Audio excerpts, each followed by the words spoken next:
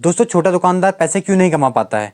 1 साल 2 साल बाद उसे अपनी दुकान बंद करनी पड़ जाती है, या फिर आपने नई दुकान खोले हुए हैं तो आपके पास पैसा नहीं आ रहा है, पैसा नहीं बच पा रहा है।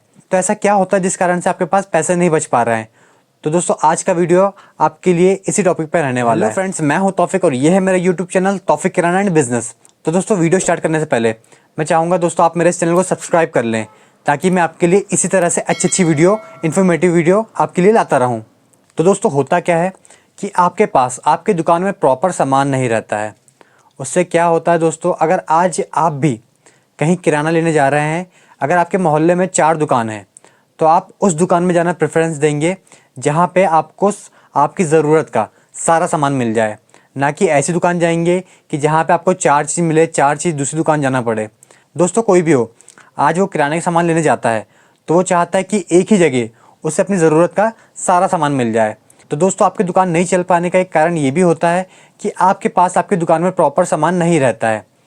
अगर उसने अपनी लिस्ट लेके आया है, लिस्ट में 10 चीज़ है, 10 में से 4 चीज़ आपके पास नहीं रहती है, फिर आप उसे क्या कहते हैं कि भाई तू शाम को ले लेना या कल ले लेना।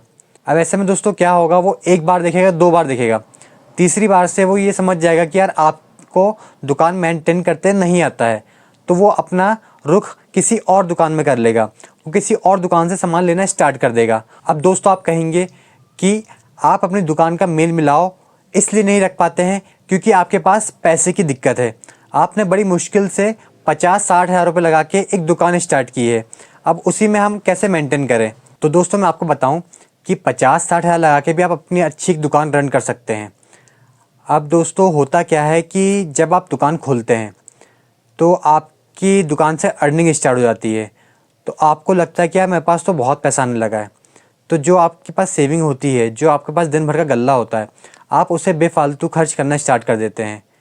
जबकि दोस्तों, जब आप दुकान खोलते हैं तो आपको कम से कम 1 से 2 साल तक की उस पैसे को हाथ नहीं लगाना है। जो भी पैसा आ रहा है उससे आप अपनी दुकान में डालें। जो भी सामान आपका आज बिका है उसे थोड़ा थोड़ा क्वांटिटी में लाएं और कुछ सामान ऐड ऑन करें। जो आपके पास सामान नहीं है, जो कस्टमर डिमांड कर रहा है, वो सामान आप अपनी दुकान में रखें। धीरे धीरे दोस्तों आप अपनी दुकान का सामान भरना स्टार्ट करें। आप ये ना करें कि वहीं पैसा उठा के आप अपने घर में खर्च कर रहे हैं या दिगर खर्च कर रहे हैं।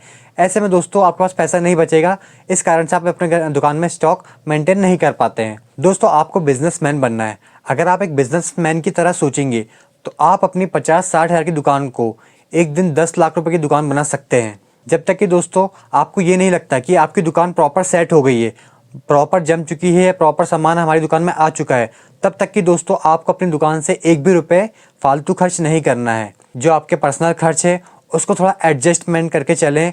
कुछ दिन की बात है दोस्तों, जब आपकी दुकान बढ़िया चल जाएगी तो आपको ये सब चीज़ सोचना नहीं पड़ेगा। बस दोस्तों, आपको करना क्या है, आपकी दुकान में जो भी सामान बिक रहा है आप उसे प्रॉपर मेंटेन करते चलें। आपके पास आज जो सामान ख़त्म हुआ है आप उसे कल फिर से लेके आएँ अपनी दुकान में, उस स्टॉक को ख़त्म नहीं होने दें, क्योंकि आपके पास से वो सामान बिक रहा है, आपको उसे कंटिन्यू रखना है दोस्तों।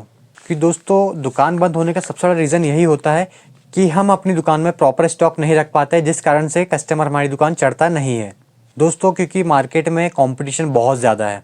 अगर आपको मार्केट में टिके रहना है तो आपको अपना स्टॉक प्रॉपर मेंटेन करना ही पड़ेगा दोस्त, तभी जाके दोस्तों आप प्रॉपर दुकान चला पाएंगे कई सालों तक की। जब दोस्तों अपनी दुकान स्टार्ट कर रहे हैं तो आपको दुकान में एक एक रुपये का हिसाब रखना होगा कि आज मेरे पास कितने रुपये का गल्ला आया है, मैंने कितने रुपये का सामान खरीदा है। आपको महीने भर का हिसाब पता रहना चाहिए। अब दोस्तों, इससे होगा क्या कि जब आपको पता रहेगा कि मैंने आज महीने भर में इतने रुपये कमाया हूँ, मैं इतने का सामान लेके आया हूँ, तो आपको पता रहेगा कि मुझे खर्च किस तरह से करना है। अगर आपको यही नहीं पता रहेगा कि मैं कमा कितना रहा हूँ तो आप उससे ज़्यादा खर्च करेंगे। अगर आप ज़्यादा खर्च करेंगे तो आपके पास पूंजी की दिक्कत आएगी। अगर पूंजी की दिक्कत आएगी तो दोस्तों आपको अपनी दुकान बंद करना पड़ेगा, क्योंकि जब आपके पास पूंजी रहेगी नहीं तो आपके पास सामान प्रॉपर दुकान में मेंटेन नहीं रहेगा। इस कारण से आपको दोस्तों दुकान बंद करना पड़ेगा। इसलिए अपने दुकान का हिसाब किताब एकदम परफेक्ट रखें दोस्तों। ज़्यादा टाइम नहीं लगता है, थोड़ा सा ही टाइम लगता है। एक कॉपी पेन लेके मेंटेन करें कि आज मेरे पास किस चीज़ का आइटम आया है, कितने रुपए का आया है, आज शाम को जब मैं दुकान बंद कर रहा हूँ तो मेरे पास कितना कैश मेरे गले में आया है। ये छोटी छोटी चीज़ दोस्तों आपको पॉइंट नोट करना पड़ेगा। अब दोस्तों, आपके आसपास दुकान है, आपके पास ग्राहक नहीं आ रहे तो आप क्या करेंगे? तो दोस्तों आपको कुछ हटके करना पड़ेगा। आपको अपने कस्टमर जो आपके आसपास गाँव वाले हैं या आपके मोहल्ले में जो लोग हैं, आपको उनके पास जाना पड़ेगा। अब आप उनके पास जाएंगे तो आप उनको अपने दुकान के सामान के बारे में बताएं कि मेरी दुकान में ये सामान इतने रुपए का मिलता है। अगर आप मेरी दुकान से महीने भर का किराना लेंगे तो आप बाजू वाली दुकान से अगर 1000 रुपये का किराना ले रहे हैं तो मेरी दुकान में वही किराना आपको 980 950 जैसा आपको लगे, आप अपना मार्जिन कम करके उनको बताएंगे तो वो आपके तरफ अट्रैक्ट होंगे। आप उनको बताएं कि आप मेरे पास से सामान लेंगे तो आपको इतने % का फ़ायदा मिलेगा। साथ ही में दोस्तों आप उनके घर तक की माल छोड़ के आएँ। उससे क्या होगा दोस्तों कि एक आपकी अलग छवि बनेगी मार्केट में। तो इसके लिए दोस्तों आपको लोगों से मिलना पड़ेगा, लोगों के पास जाके अपने प्रोडक्ट के बारे में, अपनी दुकान के बारे में बताना पड़ेगा कि मैं इतना सस्ता सामान दे रहा हूँ। अगर आपको दोस्तों उनके पास जाने में शर्म आ रही है, उनसे बात करने में शर्म आ रही है, तो शर्म को निकाल के फेंक दीजिए दोस्तों, क्योंकि आप अपने आप की मार्केटिंग करने जा रहे हैं। आप अपने आप को प्रेजेंट कर रहे हैं, आपको अपना खुद का ब्रांड बनाना है, आपको अपनी दुकान का ब्रांड बनाना है। इसलिए दोस्तों आपको मार्केट में उतर के अपने आपको मार्केटिंग बॉय बनाना पड़ेगा, अपने खुद की मार्केटिंग करना पड़ेगा।